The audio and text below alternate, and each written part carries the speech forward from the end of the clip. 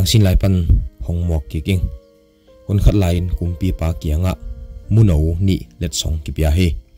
kumpi pa jong lungdam ma ma in tua mu te aman kem siam loading a hit manin chi in a kem siam ganing lam a siam na anei ana siam te khat kem sak he tua mu jong ong khang to sem semin ani in ong lien to sem semin atop khang na a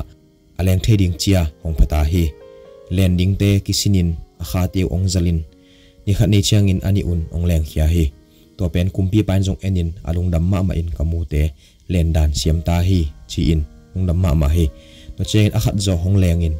van lai zanga ong leng to in nuam sama ma in ong leng to in a kha te zalin lung kham na ma om ke chile kilomin ong leng dei de in nuamong sama ma hi ai hangin a khat zo lew lew leng ni nong ki thoin saulo gamla lo asang lo khat leng in hong kile kikin atuk na ngeina ong tukik ziaw he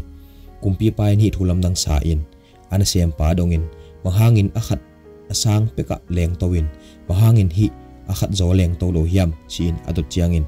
ana sem pa in kumpi pa o kinjong ahang thiking manghangai tam thilo hi chi hi kumpi pa in hi akhat zo jong van lai janga aleng dingin sin sakin chin ai hangin to akem pa in siam lo hi manin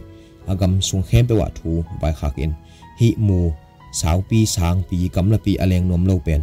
gamla pi tak sang pi tak le sau pi tak aleng thei ding in kwan sin sak thei ding hiam hi asin sak thei pe ma sum tam pi tak ka pe ding hi chi in kam chem na ong ne in gan hing lama siam na tom tom anei te hong ki pan ngai ngai in ai hangin kwa ma lo ching om loin lo samin kwa man mu sang pi tak le sau pi tak leng sak zo lo he na top khak na a lo kho pa pi khat hong pa in kumpi pa kianga kumpi pa o ken hi na mu pen sang pi tak le sau pi taka leng sak thei ding hi ing chi in ong gen chen kumpi pan za pi bolin lo hi ai hangin kumpi pa o khat ve ong ki pan sak ta pewin chi in anget chiangin kumpi pa in phalin atop khang na to pa in jong tua mu pen sang pi taka ong leng sak thei in gamla pi taka ong leng sak thei hi to chen kumpi pan lamdang salwa in mahangin nang vasalam ganhing lam pilna jong anei hilowa mahangin hi bangina mu pen sang pi tak sau pi tak leng sak thei na hiam chi in adot chiangin lo kho pa in kumpi pa o ke pen pilna siam na nei ke ma ing ai hangin a hi namu sang pi tak alen thei na ding in ken atuan na singhiang satanin an na piak pa apa na an kwang te pa yin an pelowin atut na nuam taka a om na singhiang sat hia hi ing toy manin a om na nuam taka a khol na om non loin